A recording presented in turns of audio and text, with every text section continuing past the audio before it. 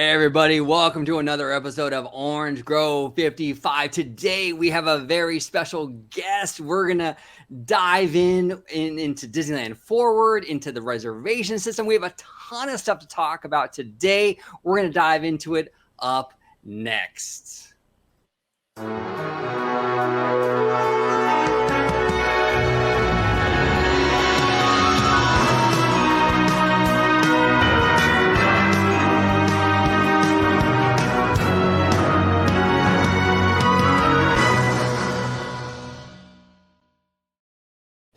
Hey everybody, welcome to another episode of Orange Grove 55. Today is a very special show. We have a special guest today joining us, Ronn from Fresh Baked. Ronn, how you doing today, man? I'm living the dream. Living the dream. It is an honor to have you on the show today. We really do appreciate you coming on today and kind of diving into all these topics.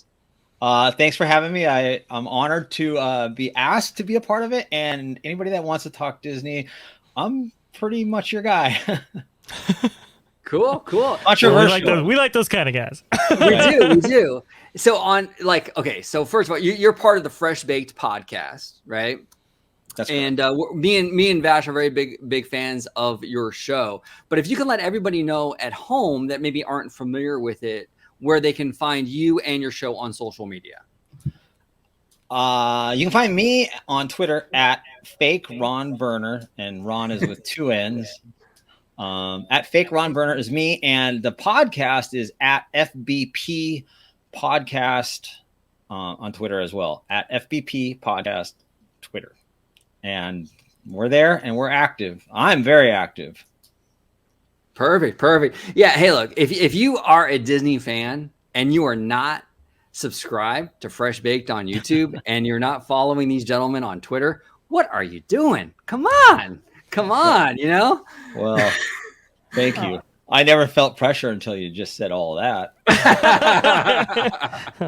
Let's get you chimed in here. There you go. There he is. All checked in. And I have my good buddy collaborator, Mr. Vash Guy Dre, host of Freshly Squeezed here on Orange Grove 55. Dre, how you doing today, buddy? Doing very well.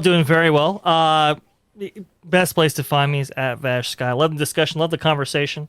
Like you said, I mean, you could follow us and Ron, me and Ron here, and I'm sure he feels the same way. I'm sure he loves the discussion. I'm sure he loves you guys reaching out. So I know I do, and all your comments and suggestions, even your critiques, sometimes we roll those into the show a lot. So keep them coming. And like you said, OG, the best place to see me is on the channel you're watching right now, Orange Grove 55 at Freshly Squeezed, your source for juicy news and info squeezed fresh right from the Grove. So that's where you can find me. Perfect. All right. Well, let's dive into the first topic at hand. So the first topic is Disneyland Forward. Okay, so Disneyland Forward, for those of you that are not aware at home, is an initiative kind of brought forth by Disney, presented to the city of Anaheim to sort of expand Disneyland resort, right? They want to kind of incorporate some of the areas of the existing resort and in creative ways, whether it be theme parks, resorts, whatever.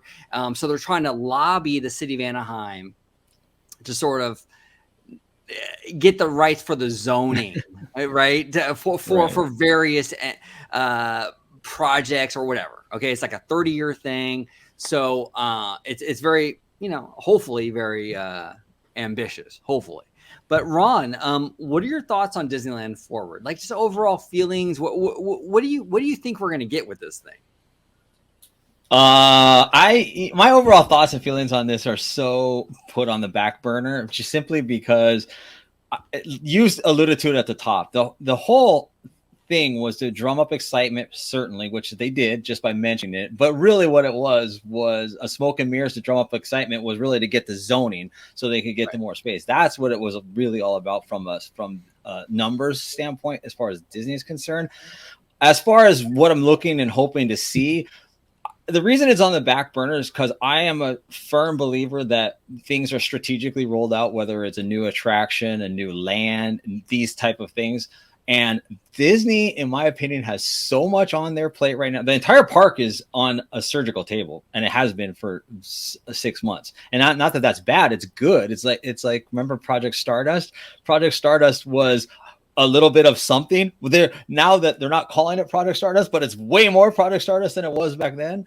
Right. So I feel like all the things that are coming down the pipe, they're working on Toontown entirely right now. So before any movement happens, my thoughts anyway, my opinion, my guess is before we hear any movements of anything taking place at Disneyland Forward, it's going to be years. It's going to be several years. Well, and that's interesting that you mentioned that, Ron, and it's a good point. This is very much Disneyland Forward is very much a, it's not like the California Adventure reimagining where it's very much like a right now kind of situation. Like Disneyland Forward is very much like Disney planting seeds for the future. Like when they run out of space, this is where we'll kind of go kind of situation. They're kind of just like making sure that, hey, look, when they finish Tomorrowland, when they run out of room at DCA, where else can we go? And Disneyland Forward kind of addresses that. So I think you're right on that, Ron. I think it very much is a kind of a forward thinking kind of thing. When they run out of space as much as when they run out of projects, and they have a place to go. Like, you know what I mean? Right. The refurbs and all that. So interesting. We'll see. We'll see. Yeah. I mean, they have a lot. Look, we have Tomorrowland, which needs a lot of work. We have Hollywoodland, which needs a lot of work. So there's a lot of stuff that they can address right now. So they have at least the next few years, to say the least, kind of wrapped up. Dre, what are your feelings? Disneyland Forward. No, I agree with Ron. I kind of had the same feeling even when even when it was announced, just like Ron did. It kind of frees up both Team Disney Anaheim, Walt Disney Imagineering, in order to utilize these properties the way they want to, or and the way they'd like to. It just gives them a little bit of flexibility to kind of analyze portions of their land and go, okay, what can we do here? How can we, instead of kind of piecemealing projects and zoning out, it's just like, let's just do it one big dump and effectively utilize these areas in the future. Like Ron said, the parks need so much right now in terms of assistance and help. Also, too, like, before you do anything, you need another parking structure. I think parking's like a big issue. So I think whatever form the Eastern Gateway project takes is probably the most likely thing to come out first, utilizing any of these resources and land. But then anything goes from there, I think. It's funny that you just brought up parking, and parking is interesting to me with the reservation system in place because they know the X number of people. So why would they need more parking when they're limiting the people that are allowed to go into it? So it's a conversation that you would think. That's a very good point. And we're going to talk about reservations, but that's a fantastic point, Ron. You're right. Mm-hmm. They know exactly to the number how many people are going to be entering this park on any given day now because of that reservation system. Which is less than before, but let's add a parking structure. I don't know. Well, yeah. Parking structure is what they pitch to the city and able to get the land to do what they want to do. Right. Oh, sure. And there are also operational realities. Just because you have a certain amount of guests arriving doesn't mean that they're going to come in, loads of 4 or loads of 2 or whatever. So you kind of have to be ready for that. But I do agree with you. It's kind of interesting how that all works behind the scenes, though, isn't it? Yeah, it is interesting. That's all. This is a funny point. It is. Now, one of the things that was kind of announced, I shouldn't say announced, but it was rumored. A lot of these, like DWNT and various outlets have been reporting that I guess Toy Story was kind of like slated or at least kind of considered to kind of be like a theme replacement for the Paradise Pier Hotel, right? And Dre, we did a video on this the other day. Yeah. We talked about this, and it's like, and it ties into Disneyland Forward, I think, because that whole hotel and the land around it, right, which I think is Simba parking right now. um, it plays into this whole thing about like the future plans. I was really disappointed with the idea of them kind of like this Band-Aid approach of like kind of just tacking on like like a Toy Story overlay.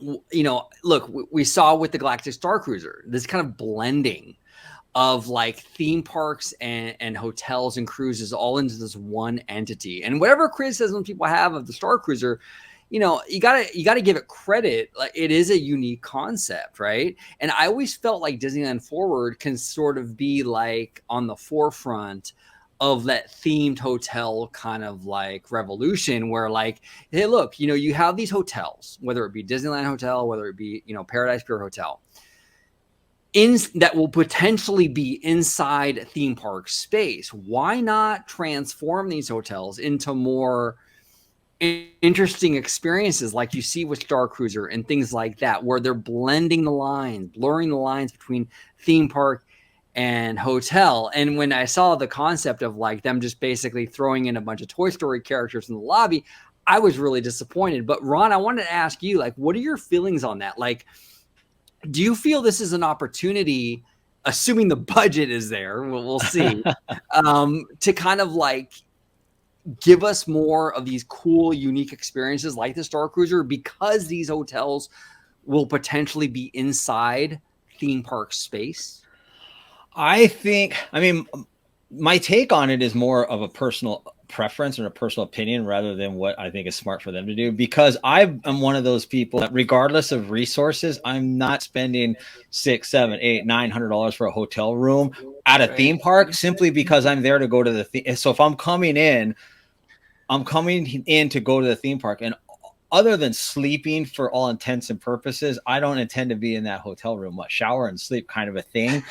So but that being said, to your point, they certainly need, everything is in the details. So they really should be going to somewhat of an extreme to really make it as like an experience as it can be. Even though it's a hotel, it's still an experience. Not Galactic Star Cruiser like immersion, but still way more than, to your point, a couple Toy Story characters, because we all know who they are. It's kind of a lazy approach. I do think that their game is always buying time. It's always about buying time, and that's essentially what that is. So get more years out of couple years out of the Toy Story thing, and then figure out what to do. It's interesting that you say that, Ron, about kind of hotel accommodations being just a place you sleep and shower and you go back to the parks, right? They found that in their research that it was an emerging demographic of people that would do that. So when they were coming up with the Riviera, it's like, maybe we can make these rooms a little smaller than we usually do, and get away with it because that research was coming out. It looks like they folded it into the Star Cruiser. Maybe that was one step too far. I don't know. We'll see. Right. Jury's still out on that, of course. But yeah, no, I think that hotels should always be an extension of the theme parks. And honestly, that was true back in Walt's day, back in 1971, right? The Polynesian was kind of an extension of Adventureland, Contemporary being an extension of Tomorrowland. They had some ideas for some other things, I guess. I mean, even to its credit, Grand Californian is really an extension of California Adventure. Oh, for sure. 100%. Well, what you don't want it to be is a motel. You don't want it to seem like you're going to just a hotel. You're at a theme park, hotel, resort. Like, it better not be like some middle America hotel style, right? Let's work on this. Let's be better. Right. Yeah. No, well, it's interesting. This brings up the DVC location. Like we saw the Polynesian concept art. Did we not for that DVC location? And it kind of seems, to your point, Ron, it's a little. No, it's a little. I don't know. Ordinary. It's that the special Disney quality might not be there. What do you think about that? Dare I say the Holiday Inn? The Holiday Inn. Not even. Oh my goodness gracious! That was well done. You should give yourself a chime for that. Oh, here we go. Yes, folks, we only have high-class stuff on this show. There you go. Oh, that's good. That's a good one. You're absolutely right. I mean, look, when it comes to Disneyland Resort, I'm such a big advocate for like shooting for the moon with Disneyland Resort. And I know a lot of times, like, you know, it's kind of unrealistic, but I just want them to really go all out. This is Walt's original park. Well, like, come on, you know, like go all out with it. Be innovative. Be, you know, cutting edge. You know, and really like push the boundaries. I mean, even like we saw, like, you know, with the late '90s, like the you know, the concepts that they wanted to do with like Westcott, Disney decade, yeah, right, with like Westcott and all that stuff. That's kind of what I want to see from Disneyland Forward. And I know I'm really like reaching here because you know, the budget right now, I don't know if it's there, but that's personally what I kind of want to see. I want to see just them going all out with it. I really don't want to see a real tacked on kind of cheap overlay kind of thing. I don't know. We'll see how it pans out. But, you know, right now, after the Pandy and all that stuff, and we got Chapek, and they're looking for ways to cut, I'm iffy on it, you know, but hopefully I think when they do it, they're going to do a quality job. I'm naive in that way because it's such a big thing. It has that element of it's not a third park, it's not a third gate, none of that kind of stuff, or even a downtown Disney. It's just such a big project that they announced to be 30 years down the road that I feel like, kind of like I was talking about this with on another show, like the Finding Nemo sub or World of Color. It's been down for so long. If they bring it back and it's exactly the same, I consider that a massive disappointment because it was down so long. They need to put I don't know what is going to be different or if anything is going to be different, but I would certainly think that if there's ever an opportunity, that was it. Yeah. So that's what this 30-year plan. They have an opportunity to open the park from Critter Country or from Pooh's Corner to have that extension. Lots more water, lots more space. It just feels like, you know, I guess they could screw it up. It just feels like an opportunity for them to really, you know, do something that's nice. It might be light. My feeling on it has always been like Disneyland is the properties that they own in Anaheim they're so small, right? And so it's like, do something great with them, really maximize them. I think DCA kind of showed everybody. Not only if you build it, they will come, right? What we experienced in 2012. But if you don't do it right, maybe they won't, like we experienced in 2001 with the opening of that park. So my feeling is like, dude, let's capitalize. Let's maximize on the real estate that we have and really leverage it. And I think that was kind of the Westcott mentality, to your point, Orange Grove. I think they really wanted to maximize as much as they could and just weren't providing an opportunity to do so. Hopefully the Disney company of today understands that and can fold that into their design process going forward.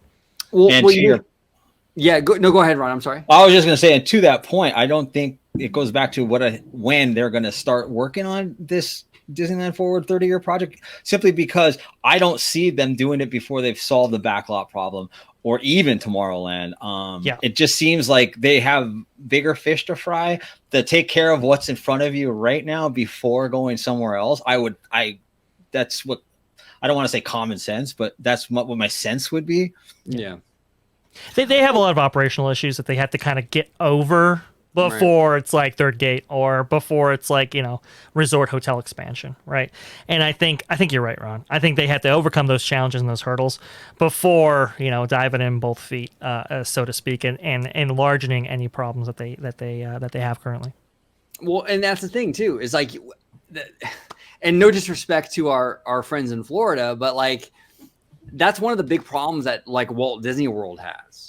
Where they have all these parks and all this stuff, but like each park is like a half-day park, right? Or like each park has like issues, right? Like I don't want Disneyland to go down that road. I want them, like what Ron was saying, like you know, let's address the two parks we have now, right? Get those up to par. Then we can move on and start to do other things. I don't want to get to a situation where we have like 3 and 4 parks and each one has like major problems, you know? Yeah. That's an issue. That's a major issue. And as the company found out, like I always say, well, they'll build the 5th gate in Walt Disney World when they finish up the the last one that they built, or the third one that they built, right? They got to finish the last two before you go on to another one. And I think the same mentality kind of goes into Disneyland Resort. I mean, Bob Iger was very much like, hey, let's not do anything when it comes to like a third gate until we correct the issues with our existing gates. And I still think there's a lot of opportunity there, for sure, especially in DCA. I mean, DCA, the sky's the limit. But even Disneyland, like there's a lot of stuff that they could do even within those boundaries. So flesh those out. I agree, and then go forward. Yeah, no, absolutely. And in regards to a third park, it's like a lot of people talk about, oh, well, Walt Disney World, give them a fifth park. But really, I think that in terms of like growth potential, and Ron, I know you're into the business end of things and stuff. I'm curious to hear your view on this. But like in terms of Walt Disney World, they're kind of like on the business end of it, they're kind of maxed out. Like there's only so many days like a family can take on vacation, whether it be like to get off of work or just, it's already 4 parks. Like it's already a week-long endeavor. Like you had a 5th park, you start to cannibalize yourself a little bit, right? A little bit. But Disneyland though, like you only have 2 parks. You could add a 3rd park and get that growth and not cannibalize, right? Right. And it would be much more of a growth opportunity. Maybe not physically, but I think financially, I think it would be there. So I don't know. We'll see. I do want to bring this this image up. Look, Ron, I do want to apologize in advance. I'm gonna die on this hill. I am such a proponent of a 3rd park. Not now, but eventually. Yeah. I just love the idea. But the acreage that we see here, this is a comparison of like the Toy Story lot and DCA. And we took out like the Grand Cali because that's technically not a theme park. But acreage wise, they're pretty much the same. If Disney wanted to, they could build a 3rd park there if they wanted to. Will they do it? I don't know. The concept art for Disneyland Forward shows more of a Disney Springs kind of thing. But Ron, what do you think about eventually? Would you support this idea, or do you think Disney should kind of go in a different approach with this property? Well, it seems to me that they don't want to, like, simply because they could. Like, they could have, it's been talked about forever with Garden Walk and all of the elements and all the. I think there's minutia. There's things that I don't know. I certainly don't know about, because the opportunity that they could have purchased Garden Walk however many years ago, yep, and they chose not to, which wasn't very forward thinking, but it was also, I don't know what their thoughts were. But to your point, I do think some things are inevitable. So when are they going to happen? So will a 3rd park come to Disneyland? I do think eventually it will. But the long game for Disneyland, they already have, like we're just talking about, Disneyland Forward's 30 years down the road. So is that going to coincide with the 3rd gate or something? Like things change. That's what the zoning that's just taken place already. They're already starting to like position themselves in a different, it's some way, somehow it is strategic. I don't know what that is. It just seems to me that they're definitely dragging their feet when it comes to a 3rd park. But you're right. It's like the illustration clearly shows that space wise, they could do it. The biggest problem is connectivity. Yep. Yeah. Yep. Yeah. Which is why, we always, I mean, if you look at the map, Garden Walk that's your connectivity. That's your connective tissue between all these things. That's the problem. Yeah. Yeah. And as Ron said, they didn't jump on that. That's the weird thing. It's the strangest thing. Like that's your connective tissue to the 3rd park, and they didn't even budge. They didn't even make the move. Yeah, it is weird. Man, it is weird. It's probably gonna have to go through 2 or 3 different sales before Disney picks it up for something. I have no idea what they're waiting on, because it's like, it makes so much sense. You can do your what is it, Eastern Gateway, right, have that connect right over to Garden Walk, have that connect right over to your property out there in the old strawberry field. It's like this is what this is at. This property is already zoned for a 3rd gate.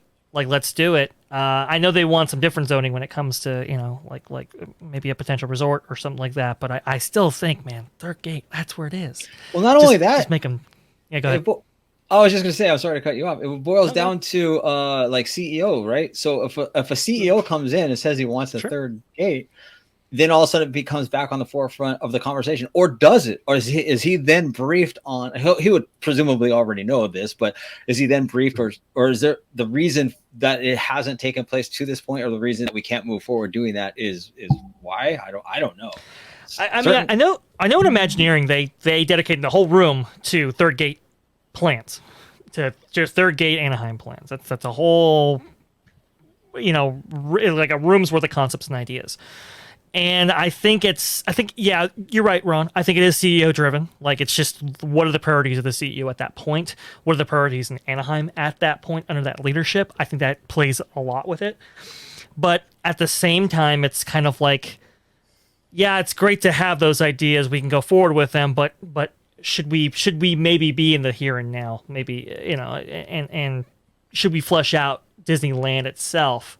So I think that's the tug and pull. It's like, yeah, we can go third gate. We can spend a major investment in Anaheim, or we can add a new attraction, or we can redo Tomorrowland, or it's like, all those kind of things. It's just do the math. Do the math exactly. on the years, right? So we're gonna have Toontown down for a year or two, a couple years of the e-ticket, which is now put on hold for Avengers Campus. At some point, they're going to address. They still have an image in front of Tomorrowland from 2 years ago, what that's supposed to look like, right? Yeah, and there's just all these elements, and that's not even talking about the backlot yet. So there's just so third gate is decades away. It feels like. Yeah, definitely. I would definitely agree, and that's really like, that's kind of like, it kind of brings us full circle when it comes to Disneyland Forward, where it's just kind of like, it's more so of a seed planting sort of initiative, where it's like, if we decide to do this in 2 decades from now, we have the ability to do it. It's not so much of a thing of like, we're going to do this next year kind of thing. It's more like just kind of like giving them the opportunity. It's a seed planting thing. Right. Well, because if you do something for the parks, right? If you let's say you have an idea for a resort. Well, now that we have that flexibility, maybe you build a resort somewhere else, or maybe it's like, okay, let's hold off on that ride or attraction concept because we do have this kind of new zoning and stuff like that. So your decision making in that 30-year span changes if you have that flexibility. So I think that's what they're looking for. Yeah, right. Absolutely. Sure. Absolutely. Let's pivot now. We're going to talk about reservations, park reservations. This is a fascinating topic because this is everyone. I mean, I don't know of anyone who really likes the reservation system, but we're going to dive into it. Ron, I'm going to start with you. What are your overall... I did watch your video, by the way, the Fresh Fade podcast on the reservation system. Fascinating stuff in regards to that. But just kind of give everyone at home to kind of like a little background. What are your overall thoughts on this whole system? Are you asking me as a key holder that just wants to go to Disneyland, or are you asking me from the business standpoint why they're doing it? Let's take each. Let's start with being a key holder. Like, as you, as a Disney consumer, as a guest, how do you feel about it? The reservation system, I get. It doesn't bother me from the standpoint of making a reservation just makes sense. First of all, it behooves both sides, because in theory, what it's supposed to do is enable the park to be more efficient operationally. So when I'm showing up, going through lines to get mobile orders, to get food, to get things, and just to navigate through the park in general, in theory, it should be a very well-oiled, high-performance operation. So right. the user experience, it should be better with a reservation system in place. As far as making the reservation, I don't have a problem with making the reservation, with the major, massive caveat that they were very misleading in going from the Magic or the annual pass, level annual pass, to now the highest level Dream Key, where I am not getting a guaranteed entrance into the park. And, I schedule out all 6 of mine, and that's the problem that it creates, is everybody is doing that. So all the reservations are kind of booked. So people that are looking to make a trip can't necessarily do it because they're booked, and they're not going to cancel till the day of, or the day before, I should say. So I don't know. I don't have a problem per se with it. Do I like it now? No, I mean, I would prefer that it not be there, but I completely understand why they would have a reservation, because from their standpoint, the information that they're being provided is gold. Oh, 100%. Oh, yeah. From a business perspective, it's freaking genius. It's genius, you know. From a guest perspective, yeah, like I'm with you, Ron, on that. Like, I've never personally had too many issues with the reservation system, but I can see the issue.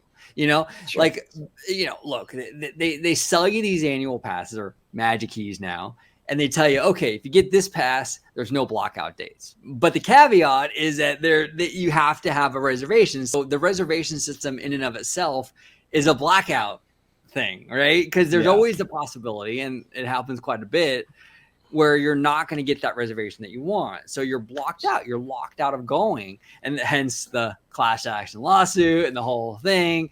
So it's the spontaneity. Right.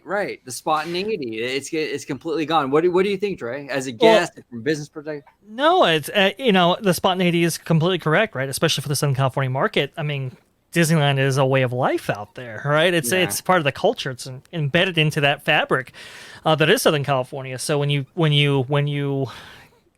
don't know, is the word gatekeep? I mean, maybe it is. In that way, it is kind of a change of lifestyle. Now, Ron, I do agree with you, right? From a business perspective, and even for a guest perspective, it could be good, right? If they limit capacity, the idea is, well, if you limit capacity enough, it's pleasurable for all, right? It's better for everybody. But it's kind of interesting when the sales pitch came out that was the goal. I was always like in the back of my mind, man, if they can load these parks up, they're going to load these parks up. And sure enough, I mean, I'm looking at the wait times right now. 85 minutes for Indiana Jones, 85 minutes for Rise of Resistance, 65 minutes for Splash Mountain. They're back up to pre-Pandy levels. So it's like, well, what are we doing here? Yeah. A big part of that, though, that's also a little bit misleading is many things within the park are not open. For one thing, the entire Toontown now is not open. But all these people eating elements that the park usually has, I mean, Splash Mountain just opened. There's things that have just recently reopened that haven't, that just eat people. So now there's less people in the park. So that's why they're 85%. They're not at 100%, but it feels like it. But yeah, that's true. But wouldn't you want to maintain that? Like, doesn't the reservation system give you the ability to take that information into account and then set aside your capacity based on the activities and services that you can provide on any given day, right?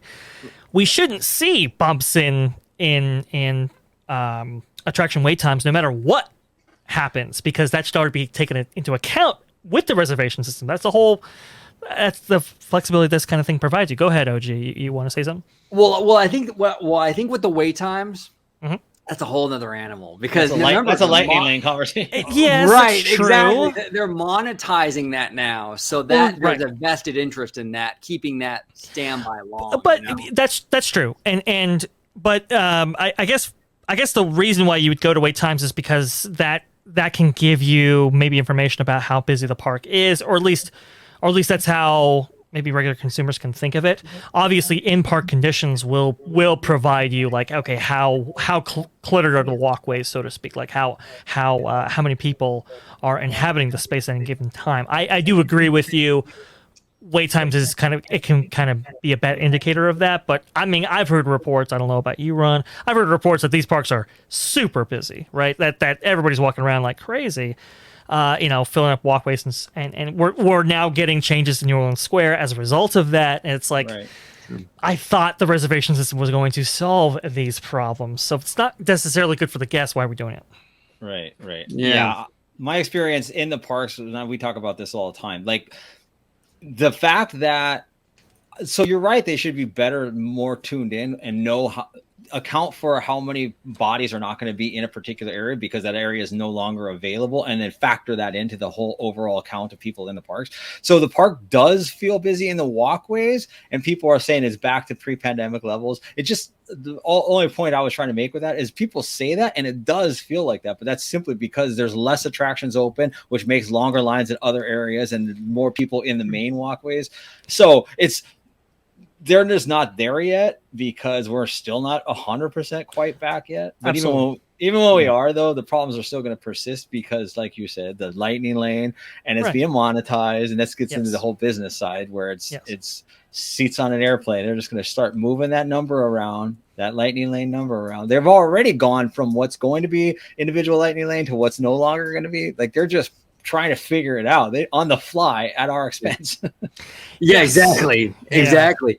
Well, and the thing too is, and I know you, Ron, you guys covered this on Fresh Baked, the no-show penalty. They're gonna start enforcing that, right? So you can't can't squat, like you can't make a bunch of reservations and then like just not show up, right? Like they're gonna start enforcing this no-show policy where like if you don't show up, I think it's 3 times they kind of dock your pass where you're restricted then. Yeah, you can't make a reservation. It's for a month. Yeah. Wow. So you get 3. I mean, you get 3 strikes. I don't know. You know, what's a good question which I should look into is when it resets. So I'm, you know what I mean? When I have 3 strikes, now I can't go to the park for the next 30 days. However, when does that reset? When do I get my 3 strikes back? After those 30 days? Because that's a pretty easy thing. That's something that can be taken advantage of. And even to that point, making a reservation, I talked a lot about this on the podcast, but making the reservation, like I have reservations for every Saturday for the next 6 weeks. And then tomorrow when I use it, I'm going to have another one. And sometimes if I go a different time, I just cancel the last one and you know what I mean? So I'm playing cancel and reserve games all day long. And I may not go tomorrow now because my son has other things that he needs to do. So I actually might have to cancel, but I'm not canceling till late tonight anyway. But the point with that is a lot of people already have predetermined if they're going to go and they see that there's no reservation. Somebody's going to get it. It just throws a monkey wrench into things when the world, it feels ugly that the whole world is playing a horde reservations. And then if I decide I don't want to, just cancel at the last second, somebody will get it kind of thing. It just feels gross. No, I completely agree. It does feel gross, and I'm glad they're sort of enforcing that because it definitely gives people kind of hesitation, kind of like a pause to like squat on reservations and hey, look, if I can't make that day, I'll be a little more hesitant now to make that reservation if you know. So it's absolutely a thing. I think Disney really, I think what they wanted, I don't think they really want to go back to the days of like just having. Because back before the reservations, the annual pass holders were able to go kind of like, well, not kind of, but they were able to go whenever they wanted, right? Mm-hmm. And the parks were packed. But I think Disney and Chapek talks a lot about this, like yield and all that, yield management, whatever. I think they want to make the most out of each guest, right? Yes. So they don't want to have just a bunch of bodies in the park that don't spend a lot of money. Right. They want to have, if you're going to go, they want to make sure you're spending the money. And I think they feel like with the reservation system, if there's some sort of like, if there's stakes involved, like, oh, it took me forever to get the reservation. So now we're going to spend the whole day there. We're going to eat dinner there, the whole thing. I think they feel like they can make more money out of it. Whereas opposed to like, if there's no reservation and you can just show up, there's less stakes involved. I can go for 2 hours and leave, you know, it's less money for them. True. I mean, that is true. but at the same time, it's you know, I mean, there's still annual pass holders. You're not going to spend the whole day there. So it's like, if you're dealing out slots by the day and not by the hour, not by the minute, like it used to be, are you not necessarily capitalizing on somebody by denying them entry for the entire day versus maybe denying them entry for a couple of hours, right? How it used to work, at least on the busiest days of the year. I mean, my feeling on it is, I think you're right, OG. I think they want to kind of readjust the annual pass kind of population of the park on an annual basis, right? And kind of normalize that. So, instead of it being 75% of guest attendance that day, maybe it's 50-50. Right, but then what we're experiencing now is it's now being an impediment to visitation from guests buying day tickets as well. I've talked about this numerous times on the show before. It's like It's like people cannot get days that they need for their vacations, or can't get days that they want, maybe for a spontaneous visit, or so forth. My feeling, and there's ways to do it right. Instead of having maybe the cutoff not be midnight, maybe it be like right before park opening. That way, if you have a reservation, you can cancel it at a kind of a later time if you know you're not going to show up, kind of thing. Maybe you got to rework these systems a little bit to I think they're playing manipulation games, which is smart business wise, though, where they have a 90-day window, and people that are coming in or buying the single day tickets or the trip tickets, 3-4 packages, whatever it is, that are not pass holders, essentially, those ticket allotments per day, and they see the numbers that they have a 90-day window, but on any given day or week, however they want to play it, they're just backfilling. They're using the reservation system is keeping Magic Keys out of the park until they're filling space with them. So depending on how many individual tickets go, which is 2 different buckets entirely already. So yeah, to your point, I mean, they're certainly trying to maximize its demand pricing. And that's why I think we're going to see a lot of pricing games coming down the road. They've been talking about it. They've been saying it. And I've studied revenue management recently in the last few years, just because I had to. And what the research that I had to do, I did specific to theme parks, and it's come to find out, and since like the 90s and the 2000s, at least the documents that I had read, is where they had always been talking about, scholars are recommending this sort of a yield management system within the theme parks, but it has never been possible, because the one caveat for yield management to be effective is demand, and you can't have demand unless you have an X number of fixed perishable inventory, which is a plane ticket or a hotel room, right? There's only 100 rooms on the Galactic Star Cruiser. Correct. And it's perishable if they only have 90 of them full. There's 10.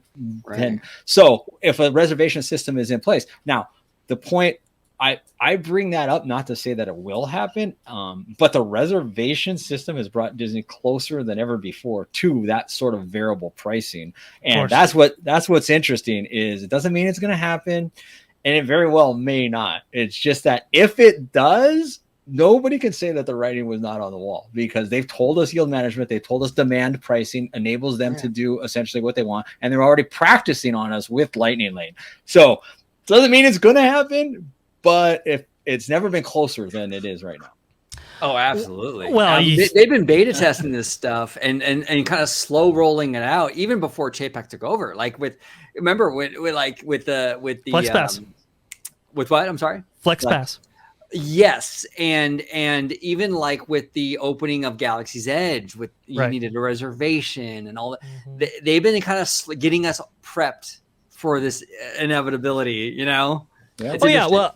No, I mean, if we've heard from Christine Waistlines McCarthy, the CFO of Disney, for the last couple of quarterly calls, I mean, she talks about how these options for our guests give us more, gives them more flexibility, and hey, what, some guests, when it comes to Lightning Link, some guests have more time than money, and some guests have more money than time, kind of thing, and it's this kind of I don't know. It's a little bit of this kind of classist system coming in Disneyland, and I understand. I get it. I totally get, as far as revenue wise, as what you were talking about, Ron.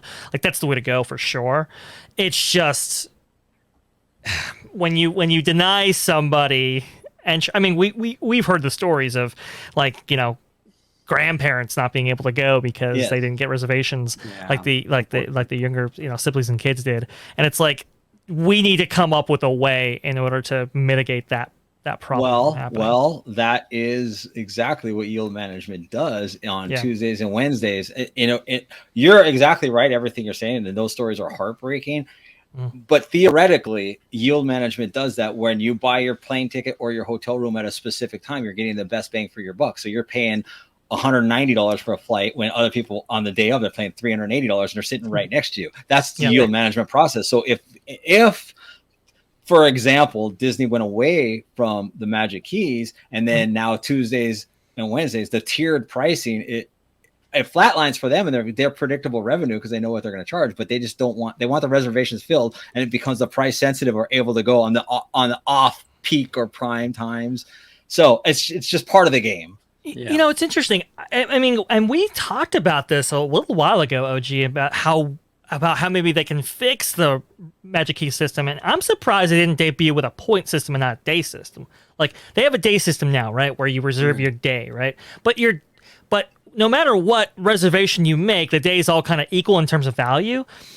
The Magic Key system probably would have been better as a point-based system, in that some days are more valuable than others, right? So it's like maybe you get like 10 points. But hey, you want to go at Christmas? Maybe that's 4 points. Whereas if you go on a random Tuesday, that's 1 point.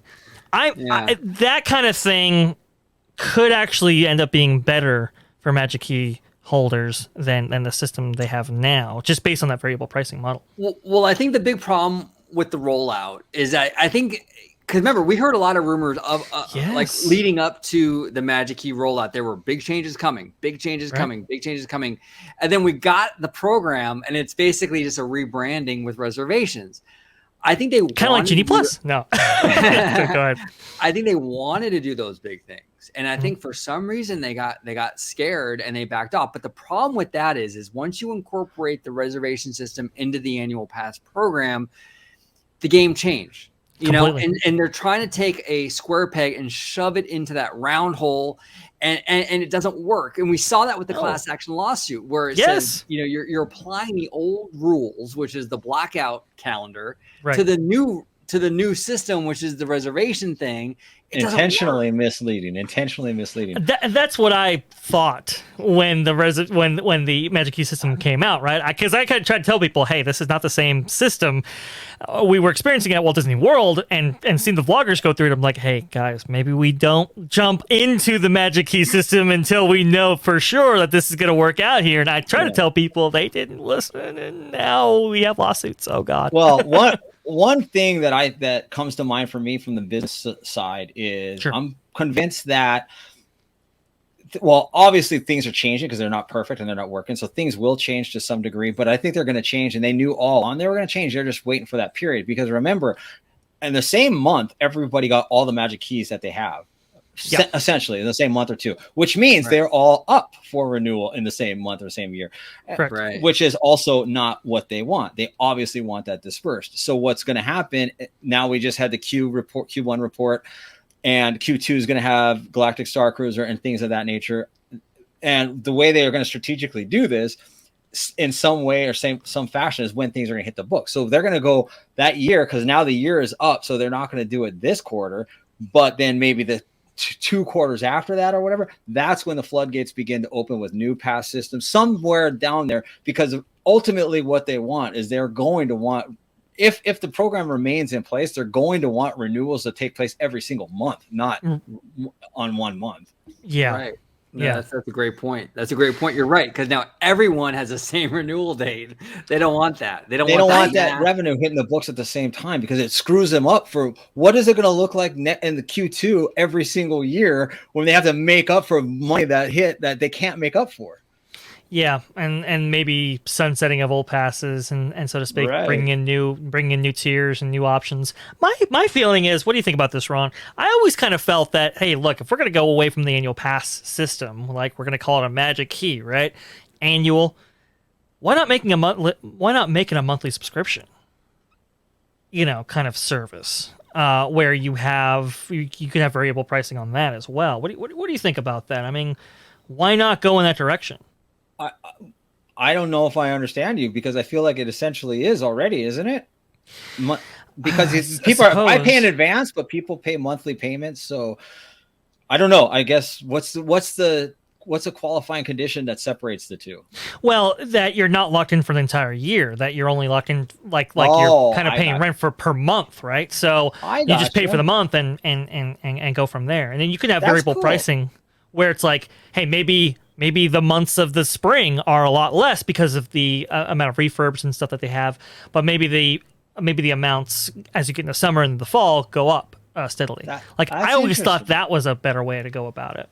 That's interesting. I have never thought. I rack my brain around every kind of mathematical equation that can happen for revenue, and that never entered my mind. That's a really cool, because I was thinking more along the lines of you buy a package of 25 or 50 or 10 days or whatever, something like that.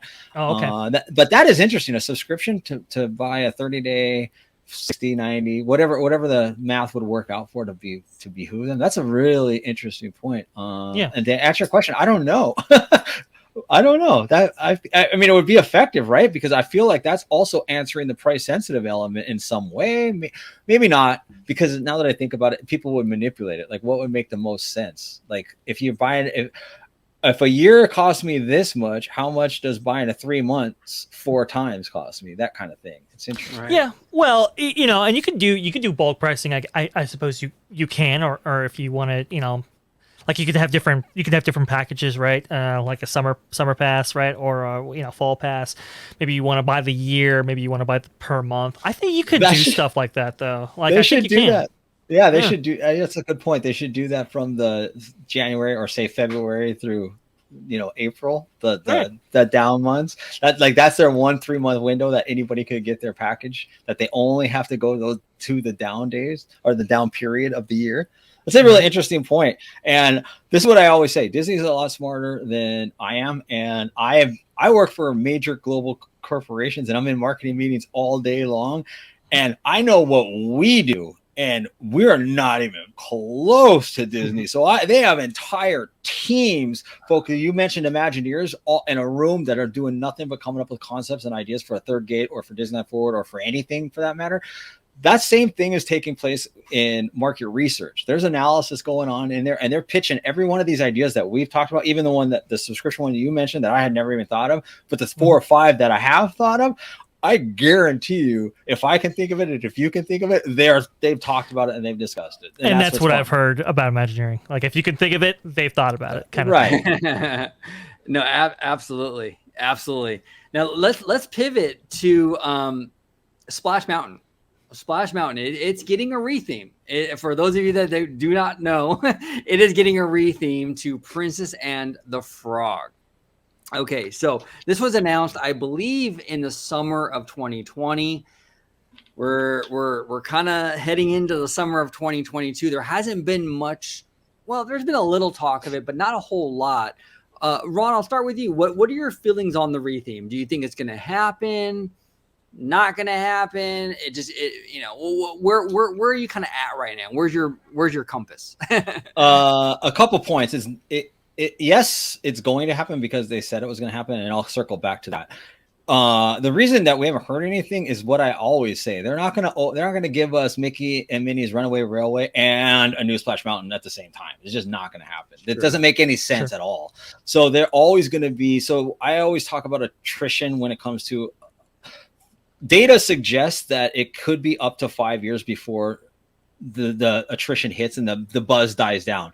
As soon as 2 years. So somewhere in the 2 to 5 year window. So whenever that buzz starts to die down a little bit is when we're going to see Mickey and Minnie's Runaway Railway. That's why, by the way, do you think it was forget about the pandemic, but was it ever going to take them 3 years to do what they wanted to do? Maybe, but they've strategically planned it so far ahead. Like, why did they do that? Well, they wanted to die down from Avengers Camp, from Galaxy's Edge to Avengers Campus to Mickey and Minnie's Runaway Railway, which is now all of Toontown.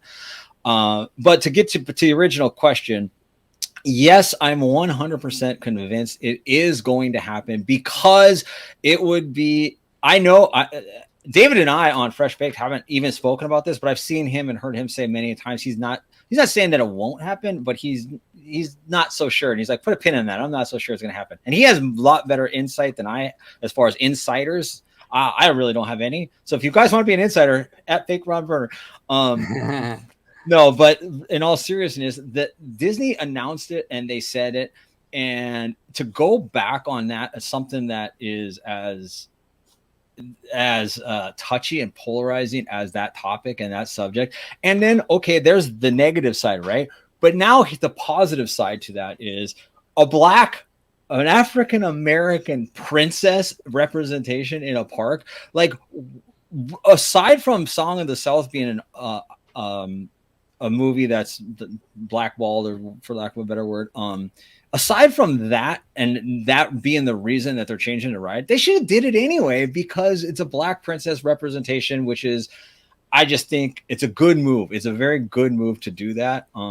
So I love Splash Mountain, but I'm all for this. I'm all for it. Well, I think with Disneyland Park, and I'm not going to dive into Florida. It's a different situation over there because I think there are Splash Mountains in like Frontierland or what have you. Right. But for Disneyland, it kind of is the perfect franchise for where Splash Mountain is located. It straddles New Orleans Square, which is perfect, chef's kiss for Princess and the Frog, and Critter Country, which, you know, you can incorporate the alligators and the fireflies and all that into the Critter Country side of the attraction. It very much plays to both of these lands, and it sits right in between the two. I think theme wise, I think it's perfect. I agree with you, Ron. I think that it would be a PR optics disaster if they decide if they cancel, especially now. With what Chapek just went through in regards to the LGBT, there's no way they're canceling this thing. There's no turning back now.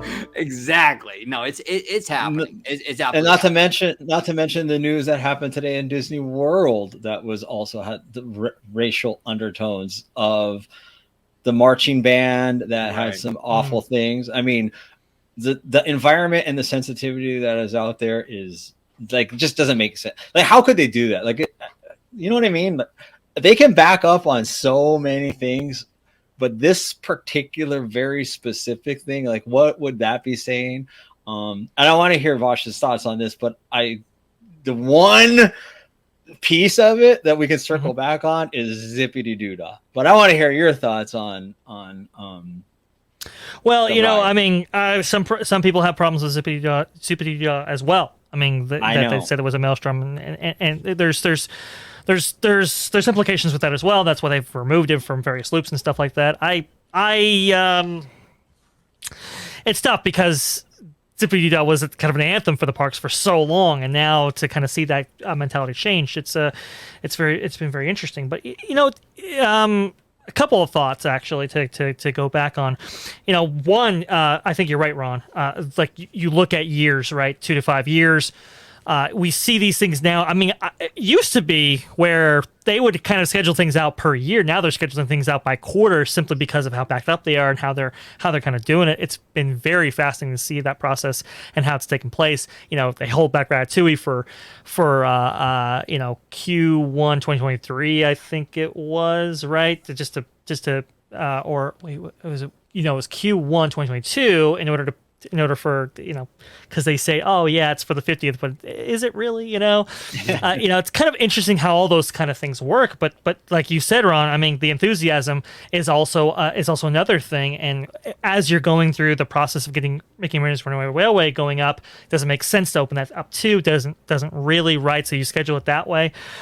From what I have heard internally about, you know, Walt Disney Imagineering, that project has kind of ballooned up into something that maybe is a little bit bigger than maybe they initially thought. Because the problem is Walt Disney World, their attraction's so much different than ours. You basically have to design 2 attractions simultaneously.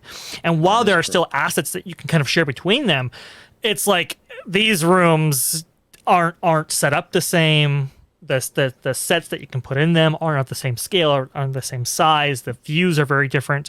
So it's been quite fascinating to hear, you know, all those things internally. I agree with you, OG, the way it backs up to, New Orleans Square and Critter Country. I'd like to see Critter Country maybe take on maybe more of an outskirts of New Orleans bayou type of theme in order to go along with that kind of theming. We'll see what actually happens on that front, but. You know, Splash Mountain need work. Splash Mountain need help for a long, long time. Because I think there's great potential in that ride, but like you said, like ever since the fall protection really became a big issue at Disneyland Resort, it's suffered because of that. You know, some animatronics they just can't get to on a regular basis, so we see those kind of decline. Right? We see lighting. You know, it gets consecutively worse and worse as the years go on before that big refurb comes around in the spring like it always does. And so they've needed to go in there and really fix that attraction. Tiana is a very interesting one. I think you brought it up, OG, on one of your previous shows about how like height requirements, right? For an attraction around Tiana, and what that, who would want to see that. You're putting that on a 40-inch attraction, so it's kind of interesting how that's all kind of played out here. I do think marketing wise, they're going to release that. I think that will have a different feel than most of the other things that they do, because they're going to market the heck out of it. And why wouldn't they? Because it's a very, very specific thing. It's appealing. It's almost like they want to put the optics on themselves and say, look what we did. Look who we are. This is what we did. So that it's going to get extra attention, and it's going to nothing will be happening around it. It's going to happen safely after Mickey and Minnie's Runaway Railway and safely before something else, I would assume. No, you're 100% right, Ron. And one thing that I really hope they do, and I don't know if they're going to do this or not, but my brain, I'm kind of OCD a little bit, to be honest with you. Me too. This ride is Splash Mountain, right? Please don't change the name. I don't know if my brain can. I don't know if I can. Just have it Splash Mountain and then a tagline: "A Princess Tiana Adventure." OG, I can just tell you right now, they focus grouped it extensively. Splash Mountain staying. The name is staying. Yes, because when they focus grouped it, they came back and it was like it was. Any name that they put out just was not nearly as resonant as Splash Mountain, and attempting to change it really, it almost hurt the product. So it was like, no, we're keeping the name. It will be semicolon something. Yeah, that's semicolon something. Yeah, that's fine. Or like Tiana's Splash Mountain or something like that. Something like that. Yeah. Yep. No, I'm cool with that. As long as they keep the name in there. I just don't know if I'll ever be able to call it anything else. It's like the Mickey's Fun Wheel. It's like, does anyone call it the Pal Around? Right. Like, come on, No. I also am not. This is one of the things I am as nostalgic. I love nostalgia. You should see my house. It's freaking nostalgia everywhere. I have pins from being a kid at Disneyland with written in the back on marker. The buttons are not pins. Buttons that they give us. So I love nostalgia. That being said, I love moving forward. So if they make a change, like Jungle Cruise, I love the Jungle Cruise. If that became a massive franchise, do you think for 1 second that they're not going to implement like film franchise stuff? And if they do it, it will not bother me one iota. Like, this stuff doesn't bother me. Just move forward. I'm fine with it. Like, if they don't touch it, I'm perfectly happy. If they do touch it, you know what I mean? Like, it doesn't move the needle for me. I can accept it and move on and be happy. Well, and that really kind of comes down to the overall idea and concept of Disneyland, where it's just this ever-changing kind of thing. It's malleable. It's meant to change. It's meant to except evolve. Toads. Except what? Toads. Oh, yeah, exactly right.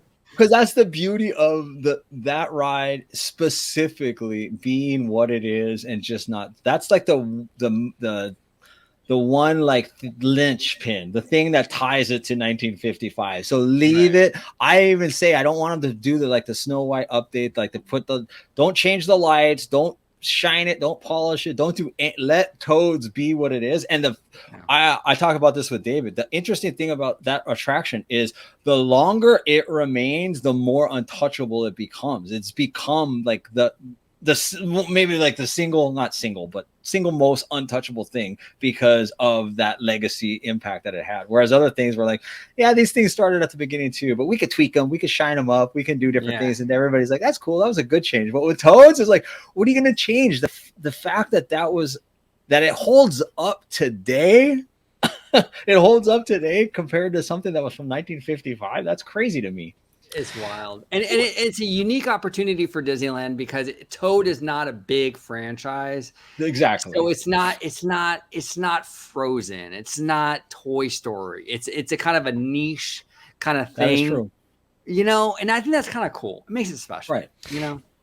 Tony Baxter was a big believer in that, which is why he fought tooth and nail to keep Toads, because it was like, no. Look, you want to get rid of Walt Disney World, that's fine, but it is. it is essential that you keep at least one of these original rides around, and it should be at Disneyland. I mean, my feeling on it is everybody has their sacred cow. I get it. I got it. I understand.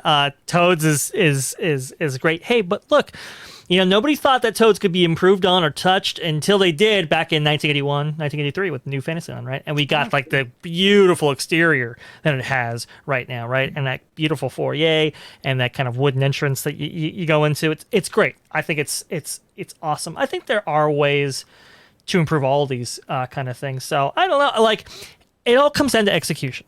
If you do it right, no issues. Now, if you screw it up, now that's when people have real issues, like we've seen, like, I don't know, with some kind of purple dragon element in Epcot. We'll get to that sometime.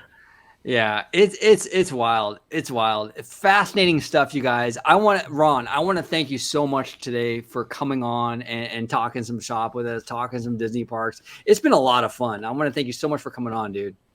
Thank you for asking me. It's an honor and a privilege. I appreciate it. And I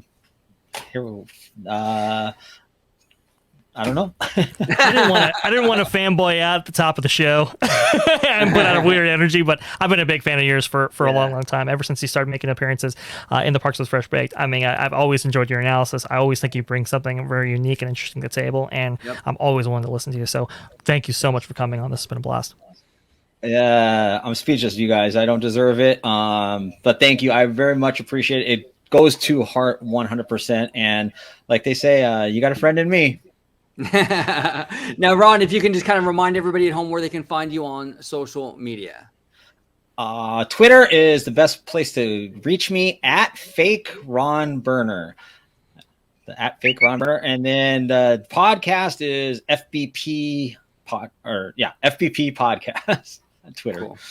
Perfect. And I will link all those down below, so those of you at home can check it out. And Mr. Vashkai, host of Freshly Squeezed, where can everybody at home find you on social media, sir? Best place to find me, to interact with me anyway, is at Vashkai on Twitter. That's right down there, just like it's spelled. And the best place to see me is on the channel you're watching right now at Orange Grove 55 at Freshly Squeezed, your source for juice, news, and info squeezed fresh right from the Grove. But I wanted to say, guys, please comment on this video. Please like, subscribe. I mean, this has been a really, really fascinating, good conversation. And we'd like to really hear your thoughts on it. So please comment below and tell us what you think. Absolutely. Well, thank you all for watching. Like you said, comment down below. Check out Fresh Baked Podcast. Follow Ronn Burner on Twitter, and we do appreciate you guys watching and kind of hanging out with us today and just talking some Disney, right? That's it's just fun to kind of talk shop with like-minded folks and get into this stuff. So I want to thank everybody for watching, and as always, have a wonderful, wonderful day. You guys are rock.